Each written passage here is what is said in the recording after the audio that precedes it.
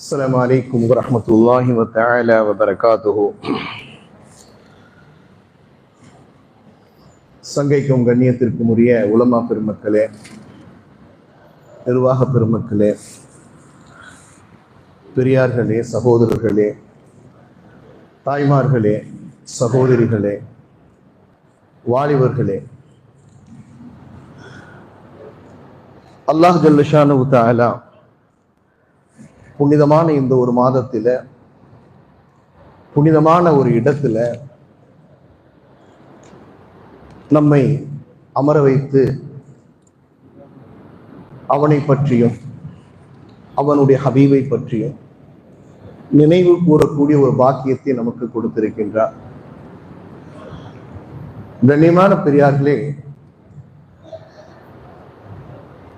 எங்களுக்கு கொடுக்கப்பட்ட இந்த நேரம், நாம் இறைவனால் நமக்கு வழங்கப்பட்ட இந்த நேரம் ஒரு அமானிதமான ஒரு நேரம். வெளியில் விட்ட மூச்சை உள்ளே இழுக்கிறோம், மீண்டும் அந்த மூச்சு வெளியாகிவிட்டால் எந்த மூச்சை விட்டோமோ அதை எழுக்க முடியாத ஒரு சூழ்நிலை போல்தான் வாழ்க்கையில் நமக்கு கொடுக்கப்பட்ட இந்த நேரம். இந்த ஒரு வினாடி கழிந்து விட்டால் இந்த மறு வினாடி நமக்கு மீண்டும் கிடைக்காது. சந்தர்ப்பத்தை பயன்படுத்திக் கொள்ள வேண்டும். சரியான பெரியார்களே, சகோதரர்களே, தாய்மார்களே, குறிப்பாக என்னுடைய அன்பு சகோதரிகளுக்கும் தாய்மார்களுக்கும் ஒரு கனிவான ஒரு வேண்டுகோளை நான் உங்களுக்கு சமர்ப்பணம் செய்கின்றேன். எவ்வளவோ குடும்ப பிரச்சனைகளும் எவ்வளவோ தேவைகளும் இருக்கக்கூடிய இந்த நேரத்திலே மற்ற பல விஷயங்களை பேசி நேரத்தை வீணடித்து விடாமல், தயவு செய்து அல்லாஹுக்காக வேண்டி உங்களுடைய நேரங்களை அல்லாஹுக்காக நீங்கள் கழித்தீர்கள் என்று சொன்னால் மிகவும் பிரயோஜனமாக இருக்கும். எனவே சகோதரிகள், தாய்மார்கள், ஆங்காங்கே இருந்து கொண்டு மற்ற விடயங்களை பேசுவதை விட்டுவிட்டு அல்லாஹினுடைய பேச்சையும் அவனுடைய நபியினுடைய பேச்சையும் சொல்லப்படும் பொழுது காது தாழ்த்தி கேட்டுக்கொண்டு இருந்தோம் என்று சொன்னால் இந்த உலகத்திலும் மறு உலகத்திலும் நமக்கு அல்லாஹு தஆலா வெற்றியை நல்கி அருள் செய்வான். கண்ணியமான பெரியார்களே, கொஞ்சம் நெருக்கமா வந்துட்டீங்கன்னு சொன்னா ரொம்ப பிரயோஜனமா இருக்கும். அல்லாஹு தஆலா குர்ஆன்ல சொல்லும் பொழுது ஒரு இடத்துல சொல்றான், சூரத்து காஃப்ல வரக்கூடிய ஒரு வசனம். அல்லாஹ் சொல்லும் பொழுது இப்படி சொல்கின்றான், லிமன் கான லஹு கல்புன் அவ் அல்க ஸம்அ வ ஹுவ ஷஹீத். யார் தன்னுடைய செவிப்புலனையும் தன்னுடைய கல்வையும் ஓரிடத்திலே வைத்துக் கொண்டு இருக்கிறார்களோ அவர்களுக்குத்தான் உபதேசம் பலன் செய்யும். நான் இங்க உள்ள உட்கார்ந்து இருக்கிறேன், என்னுடைய காது கேட்டுக்கிட்டு இருக்குது, ஆனா என்னுடைய கல்வி வெளியே பறந்து கொண்டு இருக்கும் என்று சொன்ன ஒரு காலமும் உபதேசங்கள் பயன் அளிக்காது. இறைவனுடைய ஞாபகம் எந்த நிலையிலும் நமக்கு பயன் தராமல் போகக்கூடிய ஒரு சூழ்நிலை வரும். நான் சொல்லவில்லை, அல்லாஹ் சொல்லுகின்றான். எனவே நாங்கள் இங்கு இருக்கக்கூடிய இந்த நேரத்திலே எங்களுடைய காதுகளை மட்டும் இங்கு வைத்து விடாமல் எங்களோடு சேர்த்து, எங்கள் உடலோடு சேர்த்து எங்களுடைய கல்வையும் இதிலே நாங்கள் ஸ்திரப்படுத்தி விட்டோம் என்று சொன்னால் அல்லாஹு தஆலா எங்களுக்கு இது பயனுள்ள ஒரு நிகழ்வாக இன்ஷா அல்லாஹ் நமக்கு தந்து அருள் செய்வான். செய்யலாமா இன்ஷா அல்லாஹ்? கண்ணியமானவர்களே, பெரியார்களே, சகோதரர்களே,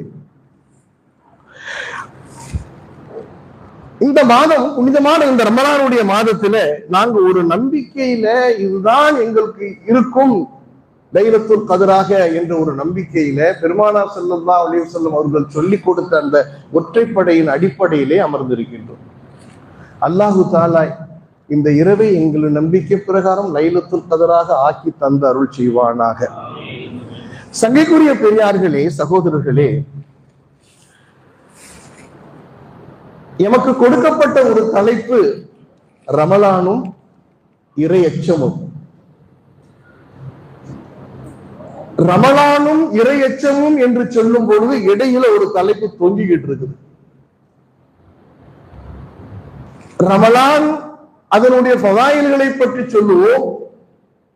அதற்கு பிறகு இறையச்சத்திற்கு நேராக அந்த தக்வா என்ற இடத்திற்கு போக முடியாது. காரணம், அதற்கு இடையிலே யகீன் என்ற ஒரு செய்தி இருக்கிறது.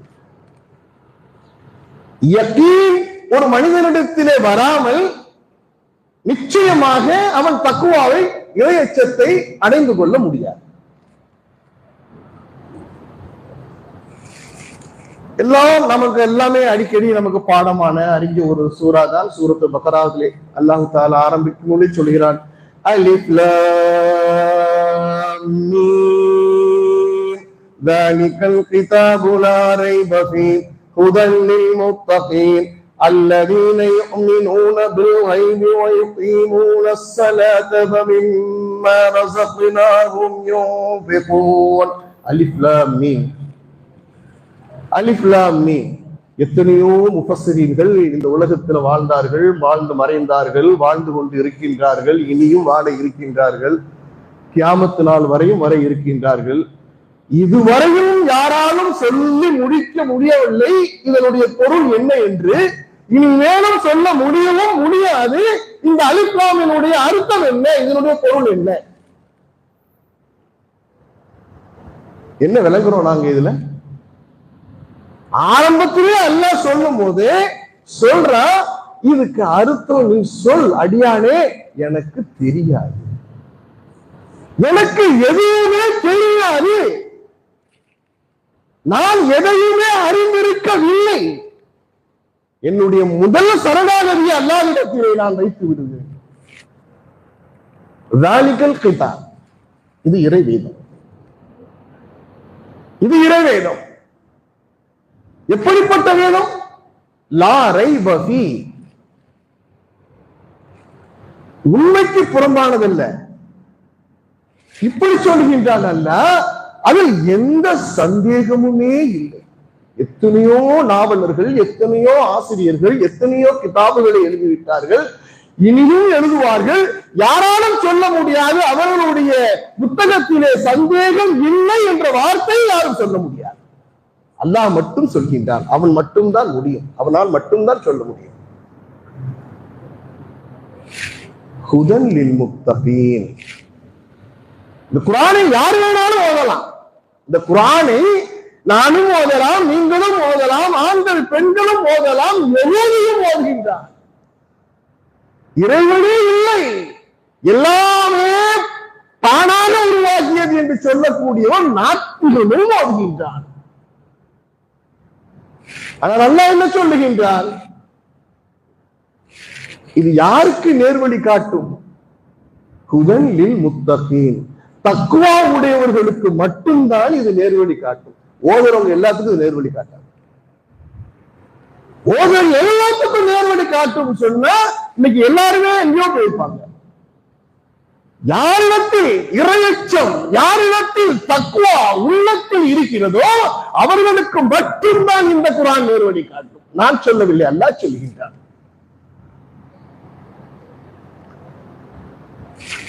அல்லதீன யுமினூன பில் கைப், அந்த தக்வா உடையவர்கள், அந்த இறையச்சம் உடையவர்கள் எப்படிப்பட்டவர்கள்? அவர்கள் நம்பிக்கை கொள்வார்கள். எதை நம்பிக்கை கொள்வார்கள்? மறைவானவற்றை. எது மனிதனுடைய அறிவுக்கு புலப்படாதோ, எது மனிதனுடைய கண்ணுக்கு தெளிவு வராதோ அப்படிப்பட்ட ஒரு மறைவான வித்தை அவர்கள் என்ன செய்வாங்க? நம்பிக்கை கொள்வார்கள். அல்லாஹ்வை பார்க்கவில்லை, அவனுடைய எங்களுக்கு தர இருக்கின்ற சொர்க்கத்தை பார்க்கவில்லை, காவிர்களுக்கு கொடுக்க இருக்கக்கூடிய நரகத்தை பார்க்கவில்லை, கபருடைய வாழ்க்கை நடக்கக்கூடியது என்னவென்பதை பார்க்கவில்லை. ஆனால் நம்புகின்றோம், ஆனால் நம்புகின்றோம். சங்கைக்குரியவர்களே, ஒரு மனிதன் முதலடியாக சரணாகதி அடைந்து விட வேண்டும். எனக்கு எதுவுமே தெரியாது, அதைத்தான் சொல்லுகிறது சூரத்துல் பக்ரா ஆரம்பத்திலே அல்லாஹ் சொல்லுகின்றார், அலிஃப் லாம் மீம். தெரியாது, அல்லாஹ்வுக்கு மட்டும்தான் அதனுடைய விளக்கம். சங்கைக்குரிய பெரியார்களே, நேரம் மிகவும் சுருக்கம். 1 மணிக்கு கேமல்ல 1 மணி 1:15 இன்ஷா அல்லாஹ். சங்கையான பெரியார்களே, சகோதரர்களே, இந்த ஒவ்வொரு அமலிலையும் இஸ்லாத்திலே அல்லாஹு தஆலா ஒரு விஸ்டம் வச்சிருக்கிறான். ஒரு நுணுக்கம் இருக்குது. அது எந்த அமலா எடுத்துக்கிட்டாலும் சரி, தொழுகையாகட்டும், ஜகாத் ஆகட்டும், ஹஜ் ஆகட்டும், இப்பொழுது நாம் கடைபிடித்துக் கொண்டிருக்கின்ற நோன்பாகட்டும், எல்லாத்துக்கும் ஒரு விஸ்டம். நாங்க அந்த விஸ்டத்துக்காக அமல் செய்யறதில்லை, கட்டளைக்காக, அல்லாஹ்வுடைய கட்டளைக்காக அமல் செய்கின்றோம். அந்த அடிப்படையில் இந்த நோன்பு எதற்காக எங்களுக்கு கடமையாக்கப்பட்டது என்பதாக அல்லாஹ் சொல்லும் பொழுது சொல்லுகின்றால், லஅல்லக்கும் தத்தகூன்.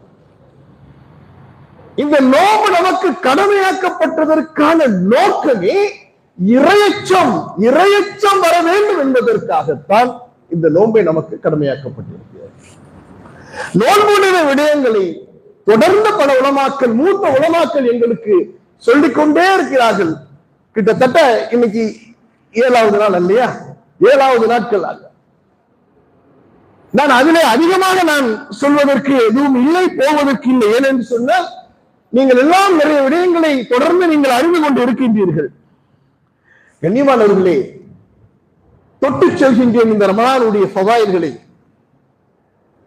சங்கைக்குரிய பெரியார்களே, சகோதரிகளே, தாய்மார்களே, வாலிபர்களே, உண்மையிலே இந்த நோம்பினுடைய மகிமையை, இந்த நோம்பினுடைய ஃபவாயில்களை, இந்த நோம்பினால் கிடைக்கக்கூடிய நன்மையை யார் அறிந்திருக்கின்றார் என்று யோசித்து பார்த்தால் உண்மையில் நாங்கள் யாருமே இதை சரியாக விளங்கவில்லை.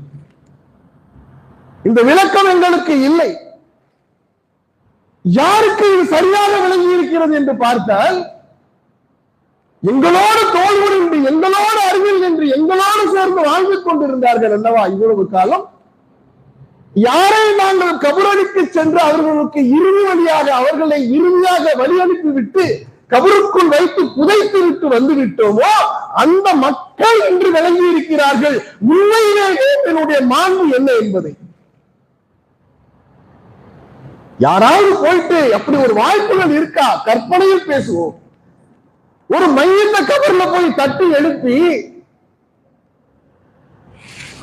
உனக்கு என்ன வேணும் அப்படின்னு கேட்டா அல்லாஹ் மீது சத்தியமிட்டு சொல்ல முடியும், இந்த உலகத்துல நாம எதை விரும்புறோமோ அதை எதையுமே அவங்க விரும்ப மாட்டாங்க. என்ன சொல்லுவாங்க? எனக்கு தேவை என்ன தெரியுமா? எனக்கு தேவை என்ன தெரியுமா? ரமலானுடைய மாதத்தில் வாழ்ந்து கொண்டிருக்கிறீர்களே, 30 நாள் நோன்பு முடிக்கிறீர்களே, ஒரே ஒரு நாளுடைய அந்த நன்மையை எனக்கு கொடுங்க, என்னுடைய கபருடைய வாழ்க்கையை நான் வெற்றி பெறுவதற்கு. சத்தியத்தை உணர்ந்தவர்கள் இன்று கபுராணிகள் தான் மிதந்து கொண்டு இருக்கின்றோம் இந்த உலகத்திலே வாழ்க்கை என்பதாக நினைத்துக் கொண்டு உண்மையை உணராமல், ஹக்கை உணராமல் ஏதோ நோன்பை பிடிக்கின்றோம், ஆனால் அதை நோன்பாக பிடிப்பதில்லை. நோன்பை நோன்பாக பிடித்திருந்தால் தக்வாவினுடைய உச்ச கட்டத்தை அடைந்திருக்கக்கூடிய நேரம் இது. சின்ன ஒரு உதாரணத்தை எடுத்துக்கொண்டா, எல்லார் வீட்லயும் வாஷிங் மிஷின் இருக்கு. இப்போ வாஷிங் மிஷின் இல்லாத வீடு இருக்கா? வாஷிங் மிஷின் வீடு இல்லைன்னு சொல்றதுக்கு இல்லை. நாங்க போடக்கூடிய அந்த ஆடைகளை களைந்து அதனில் போட்டு அதை சுத்தம் செய்வதற்காக ஒரு குறிப்பிட்ட நேரத்தை அங்கு நம்ம என்ன செய்யறோம்? பிக்ஸ் பண்றோம். 30 மினிட்ஸ், 40 மினிட்ஸ், 45 மினிட்ஸ் அந்த டைமரை பிக்ஸ் பண்ணி வைக்கிறோம். உள்ள போட்ட பிறகு அந்த துணி உள்ளுக்குள்ள என்ன பாடுபடும்? அந்த குறிப்பிட்ட நேரம் முடிஞ்சு அந்த துணியை வெளியே எடுக்கும் பொழுது அந்த துணி எப்படி வரும்? போட்ட மாதிரி வரும். போட்ட மாதிரியே வரும். அப்படியா? என்ன இத்து போறதா? போட்ட மாதிரியே வந்துடுமா வெளியில? எப்படி வரும்? சுத்தமா வரும். சுத்தமாக வெளுத்து தூய்மையான முறையிலே வரும்.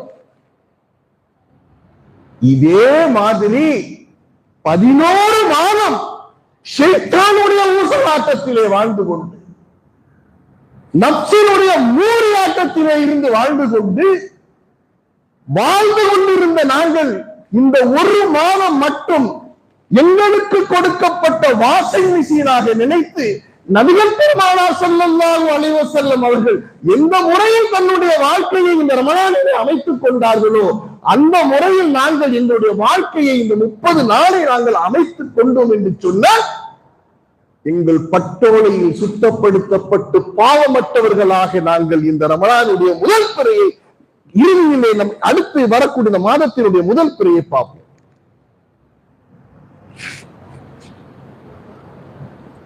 எங்களுடைய நிலைமையில் எப்படி இருக்கு தெரியுமா சகோதரர்களே? அல்லாஹ் குர்ஆனில் ஒரு இடத்துல சொல்லும் பொழுது சொல்லுகின்றார், فَيَقُولُ رَبِّ لَوْلَا أَخَّرْتَنِي إِلَى أَجَلٍ قَرِيبٍ فَأَصَّدَّقَ وَأَكُن مِّنَ الصَّالِحِينَ وَلَن يُؤَخِّرَ اللَّهُ نَفْسًا إِذَا جَاءَ أَجَلُهَا வல்லாஹு கபீரும் பிமா தஅமலூன். கண்ணியமானவர்களே, பெரியார்களே, சகோதரர்களே, ஒரு மனிதன் மௌத்துடைய நேரத்தில் அவன் என்ன சொல்கிறான் என்பதை அல்லாஹ் சொல்லுகின்றான் குர்ஆனிலே. கடைசி நேரத்துல எனக்கு கொஞ்சம் வாய்ப்பை கூட ரப்பு, நான் உலகத்துக்கு போயிட்டு வரேன், அப்ப உணர்ந்துருவான் சக்கராத்துல என்னன்னு சொல்லிட்டு.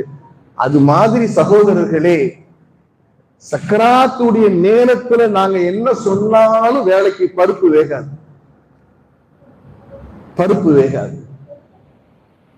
ரமலானுடைய இறுதி கட்டத்தை நெருங்கிட்டு வந்துட்டு இருக்கிறோம்.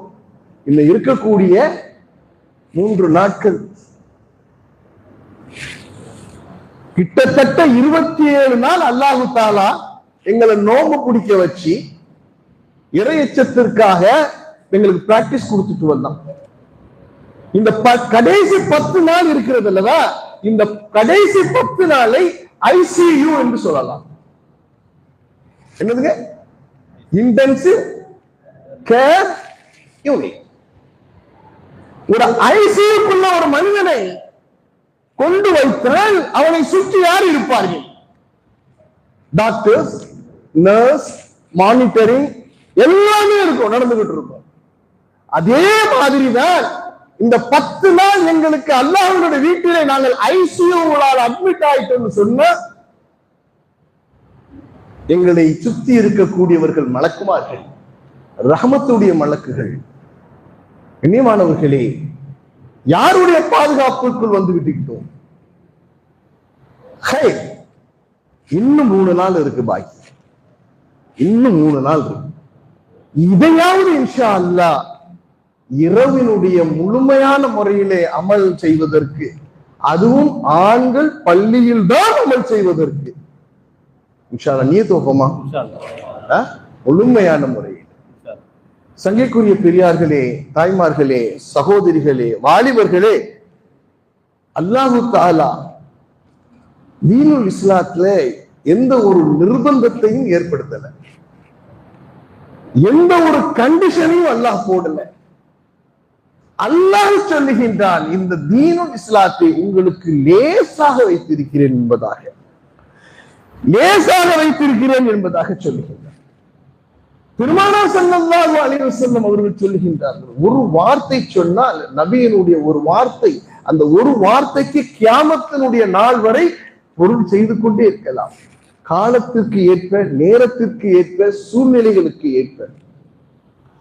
3 விஷயங்களை பெருமானார் ஸல்லல்லாஹு அலைஹி வஸல்லம் அவர்கள் சொல்கிறார்கள், அல்லாஹ் கூறுவதாக. அந்த 3இல் ஒன்றை மட்டும் எடுத்துக்கொள்வோம். இந்த ஹதீஸ் நீங்கள் தொடர்ந்து கேட்டுக்கொண்டிருந்திருப்பீர்கள். பெருமானார் ஸல்லல்லாஹு அலைஹி வஸல்லம் சொல்கிறார்கள், பிறையை பார்த்தவுடன், முதல் பிறை வந்தவுடன் அல்லாஹ் சொல்லுகின்றான், ரிதுவான் என்ற சொர்க்கத்தினுடைய மலக்குமார்களை கூப்பிட்டு, நீங்கள் சொர்க்கத்தினுடைய வாசல்களை எல்லாம் திறந்து விடுங்கள் என்பதாக. அடுத்து மாலிக், நரகத்தினுடைய வாசல்களை மூடி விடுங்கள், சேத்தான பிடிச்சு என்ன செஞ்சிருங்க, சிறையில போட்டுருங்க. இந்த 3 விஷயங்கள் தான். இந்த 3 விஷயங்களுக்குமே சொல்லிக்கொண்டே போகலாம். நாம் ஒன்றை மட்டும் எடுத்துக்கொள்வோம். ஒன்றை மட்டும் எடுத்துக்கொள்வோம். அல்லாஹ் ஏன் சொர்க்கத்தினுடைய வாசல்களை திறக்க செய்தான்? ஏன் திறந்து வைக்க வேண்டும்? ஆனா நாங்க என்ன நினைப்போம், கடையை திறந்தால் லாபம், ஆபீஸுக்கு போனால் லாபம். சொர்க்கத்தினுடைய அங்க வாசல் எப்போ? அது மௌத்துக்கு அப்புறம். இப்ப உள்ள கதையை பார்ப்போம். இதுதான் எங்களுக்கும் சஹாபாக்களுக்கும் உள்ள இருக்கக்கூடிய வித்தியாசம். சஹாபாக்களிடத்தில் பெருமானார் ஸல்லல்லாஹு அலைஹி வஸல்லம் ஒரு அமலுடைய விடயத்தை சொன்னார்கள் என்று சொன்னால், அவர்கள் என்ன செய்வார்கள், நான் மௌத்துக்கு முன் அந்த அமலை எடுத்துக்கொண்டு என்னுடைய கபருக்கு செல்ல வேண்டும். நாங்கள் என்ன நினைக்கின்றோம், மௌத்துக்கு பின்தானே அது எல்லாம், எனவே நாங்கள் கபருக்கு பின்னாடி அதை வைத்து விடுகின்றோம். இது சஹாபாக்களுக்கும் எங்களுக்கும் உள்ள, மலைக்கும் மடுவுக்கும் உள்ள ஒரு வித்தியாசம். சங்கையானவர்களே, பெரியார்களே, இந்த நிலை மாறப்பட வேண்டும். சங்கைக்குரியவர்களே, நாங்க எங்க பிறந்தோம்? நான் சொல்லக்கூடிய விஷயம் எதற்காக என்று சொன்னால், ஏன் சொர்க்கம் திறக்கப்பட வேண்டும் என்பதற்காக. நாங்க எங்க பிறந்தோம்? ஏதோ ஒரு வீட்டுல, வாடகை வீட்டுல எங்கேயோ பிறந்தோம். அந்த வீடு எங்களுக்கு சொந்தமா? இல்ல. நாங்க எங்க திருமணம் முடிச்சு போனோம்? யாரோ பெத்த புள்ள, ஏதோ ஒரு ஊர்ல பிறந்த புள்ள, கல்யாணத்தை போய் முடிச்சோம். அந்த வீடு எங்களுக்கு சொந்தமா? இல்ல. அதுதான் போனட்டும். நாங்க மௌத்தா போனதுக்கு அப்புறம் எங்க போறோம்? எங்க போறோம்? கபருக்குள்ள போறோம்.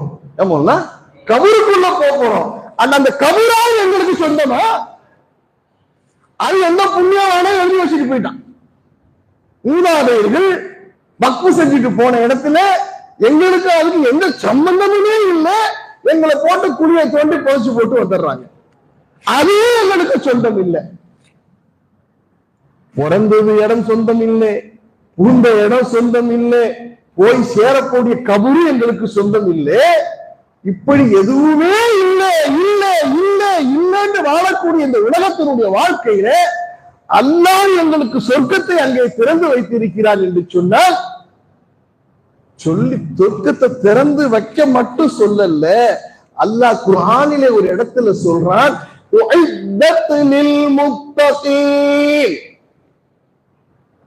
இந்த வார்த்தையினுடைய நயத்தை பாருங்க, அந்த வார்த்தையினுடைய நயம் பாருங்க.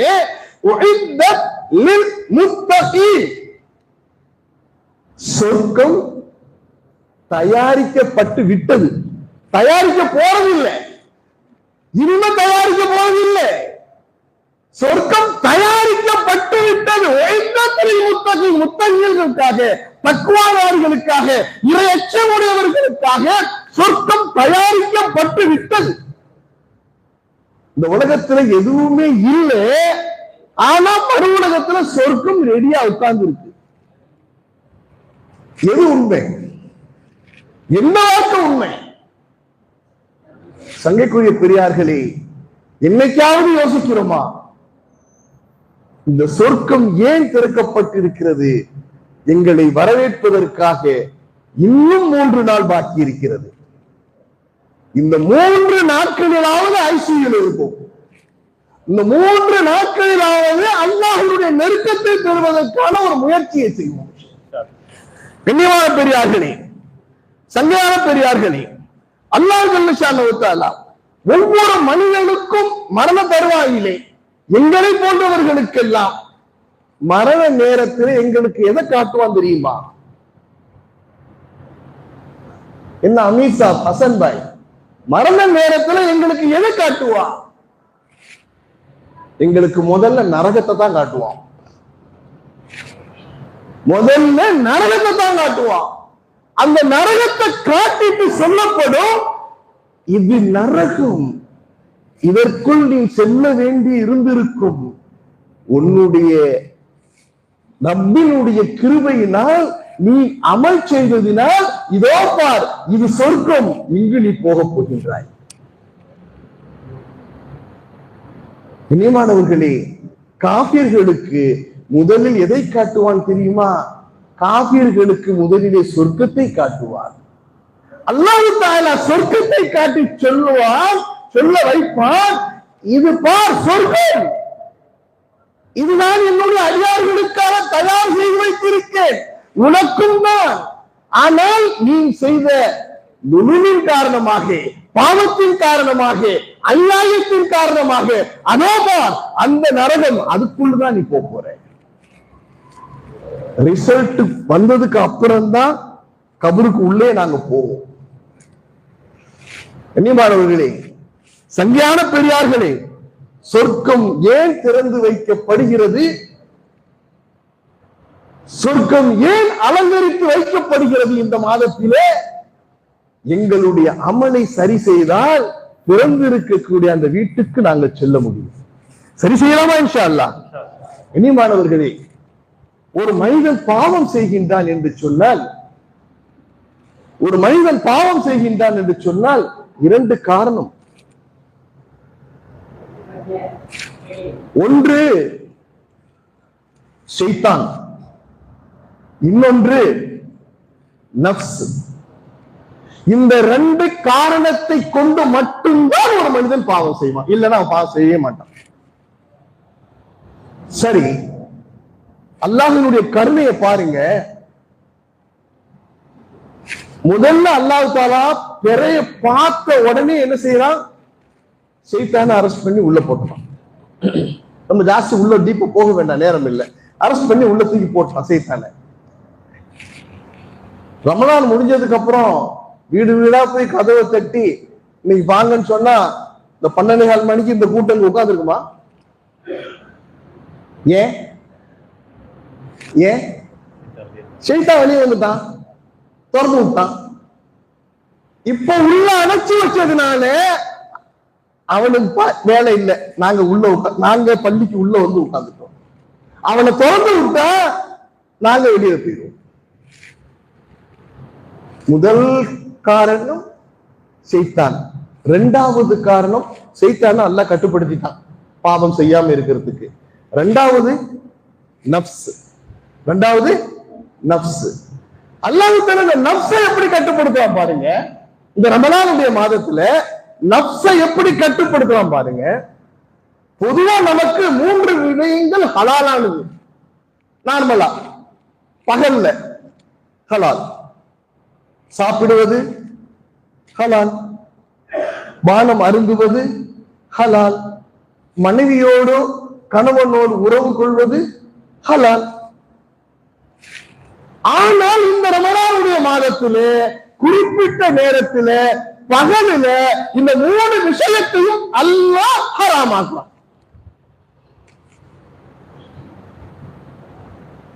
அல்லாஹ் இந்த 3ஐயும் ஹராமாக்கி பசித்திருக்க வைக்கிறான், இச்சையை கட்டுப்படுத்த வைக்கிறான், தாகத்தை கொடுத்து தாகத்தையும் கட்டுப்படுத்த வைக்கின்றான். இத்தனையும் செய்து நஃப்ஸை நமக்கு பக்குவப்படுத்தி கட்டுப்படுத்த வைக்கின்றான்.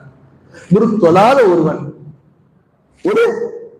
தொழாத ஒருவன் நோம்பு பிடிச்சிருக்கிறான். டீ குடிச்சிருக்கிற போலாம், பரவாயில்ல, இல்ல இட்ஸ் ஓகே, இட்ஸ் ஓகே.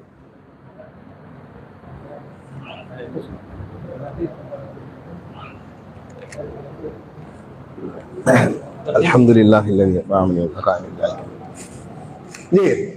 என்ன சொன்னோம்? தொழாதவர் இப்ப நோம்பு பிடிக்கிறார்ல, நோம்பு பிடிக்கிறாரா இல்லையா? தொழுகையே இல்லாதவர் இப்ப நோம்பு பிடிக்கிறாரா இல்லையா? கண்ணால பாக்குறோம், அனுபவத்துல தான் பேசுறோம்.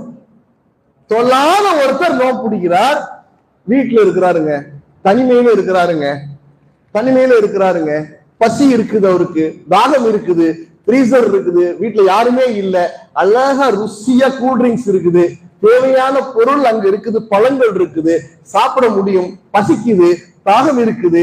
ஆனால் அந்த தொழாத நபர் நோன்பு பிடித்து இருக்கக்கூடியவர் சாப்பிடுவாரா குடிப்பாரா? சாப்பிடுவாரா குடிப்பாரா? ஏன் ஏன்? நோன்பு நோன்பு. அல்லாஹ் இஸ் லுக்கிங் அட் மீ. அல்லாஹ் என்ன பார்த்துக்கிட்டு இருக்கிறான். அதனால நான் தண்ணி குடிக்க மாட்டேன், நான் இருக்கக்கூடிய அந்த ஃப்ரூட்ஸை சாப்பிட மாட்டேன். ஏன்? அல்லாஹ் பார்க்கிறாங்கிற அந்த சிந்தனை அவனுடைய உள்ளத்திலே ரமலானுடைய மாதத்துல பகல் நேரத்துல உள்ளத்துல வந்துருச்சு. அதுதான் தக்குவா, அதுதான் இறையச்சம். இப்ப அல்லாஹ் கேட்பான், அடே உனக்கு இந்த ரமலானுடைய மாசத்துல உன்னை பசியில உட்கார வச்சு நீ சாப்பிடல, தண்ணி குடிக்காதன்னு சொன்ன, நீ குடிக்கல, இந்த நிலையில நான் பார்க்கிறேங்கிற அந்த பயம் உன்னுடைய உள்ளத்திலே வந்திருக்கிறது அல்லவா? அந்த பயம் இந்த மாதத்திற்கு மட்டுமல்ல, இருக்கக்கூடிய 11 மாதத்திற்கும் அதையே கொண்டு வா.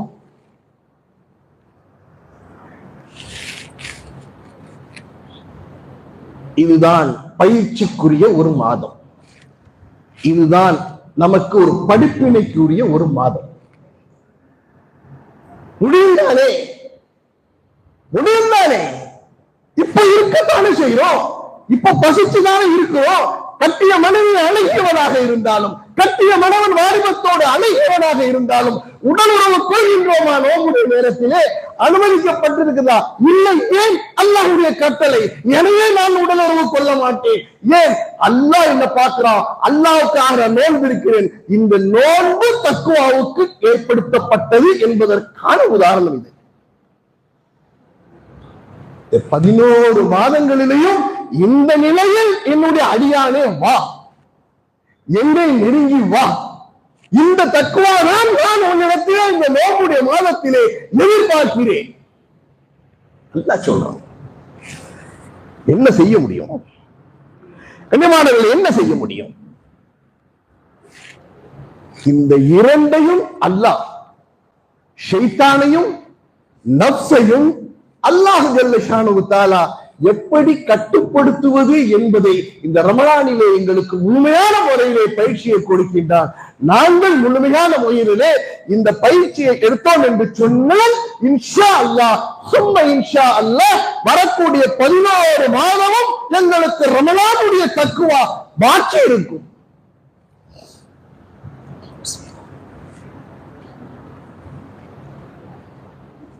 முயற்சி